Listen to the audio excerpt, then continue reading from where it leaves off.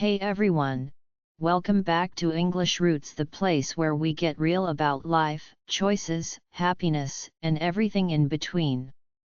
If this is your first time here, don't forget to hit that subscribe button and turn on notifications. You won't want to miss what we're talking about today. Today's topic is one that hits close to home for a lot of people, maybe even you. We're talking about satisfy your soul, not society. Yes. That. Let's dive in. Segment 1, the social blueprint we're given.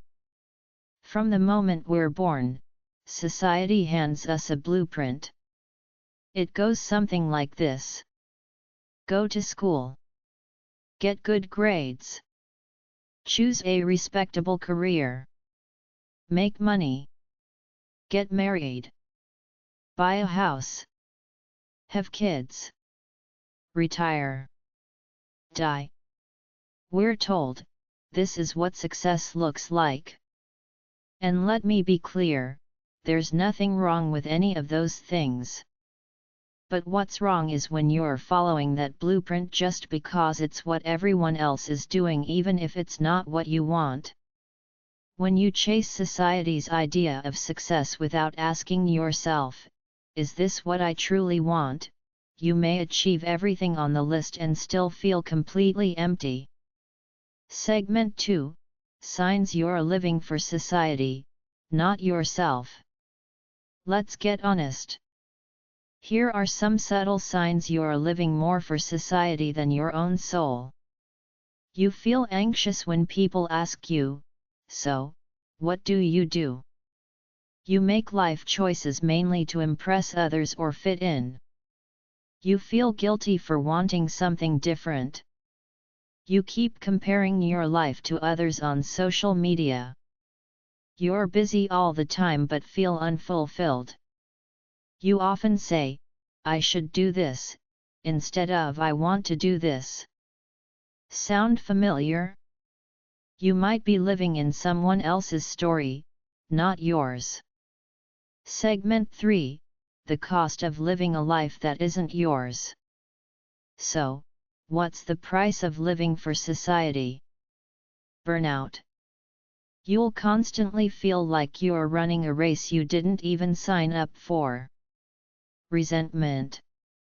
You might start resenting people around you even if they meant well because you feel trapped in choices that weren't truly yours. Emptiness. You can have the money, the title, the perfect Instagram and still feel a void. And maybe the saddest cost of all? Missing out on who you truly are. Imagine reaching the end of your life and realizing you spent most of it trying to be someone else. Segment 4, what does the soul really want? Your soul doesn't care about trophies. It doesn't care about likes. It doesn't care about designer clothes or viral trends. Your soul wants something deeper. Peace. The kind that lets you breathe fully and sleep well at night. Purpose. That feeling that you're here for a reason, even if it's just making art, helping one person, or living freely. Authenticity. The freedom to be who you are without performance or pretending. Connection. Real relationships. Real love. Real moments. Joy. Not excitement. Not adrenaline. Not entertainment. But real, quiet joy, the kind you feel when you're aligned. When you start living from your soul, life becomes less about doing more and more about being more. Segment 5, how to start living for your soul. Alright, now let's talk about the how. How do you start living for your soul, not for society? 1. Ask yourself the hard questions. What would I do if no one judged me? What brings me deep joy? If I didn't need money, what would I do with my time? Whose opinion am I most afraid of? Why? Journaling these out can open up powerful self-awareness. 2. Redefine success. Society tells you success is money, fame, and prestige. But maybe for you, success is freedom, peace, raising a family, writing poetry, traveling. Redefine it on your terms. 3. Do small soulful acts daily. Take walks without your phone. Write, draw, sing even if it's bad. Meditate. Pray. Reflect. Say no to things that feel off. Say yes to things that feel alive.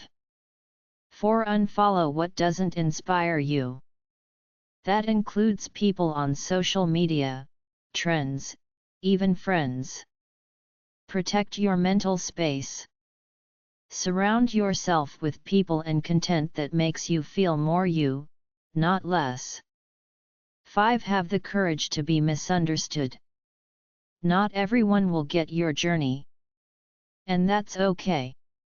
When you stop trying to please everyone, you start pleasing the right people, including yourself. Segment 6. Real life stories. Let's look at a few real examples. The accountant who became a yoga teacher. Everyone thought she was crazy.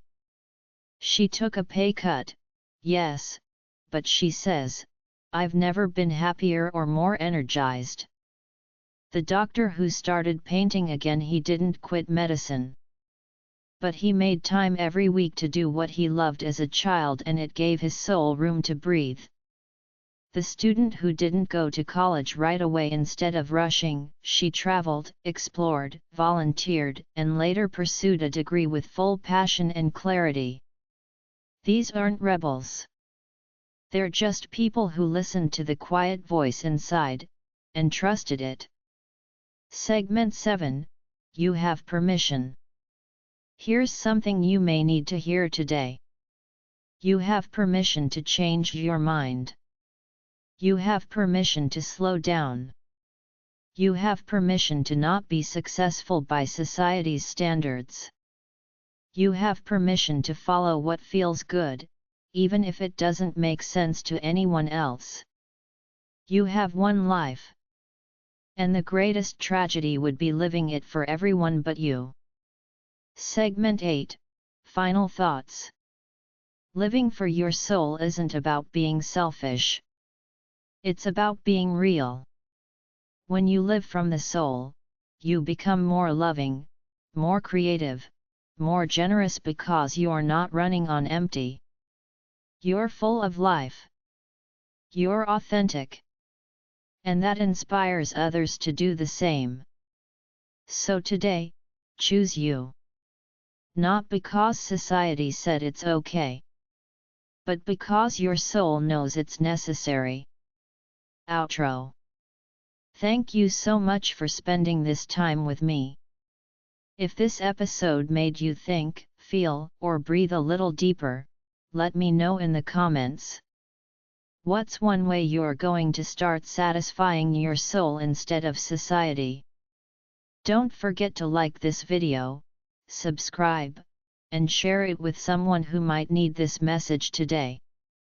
Until next time, keep listening to your soul, it knows the way.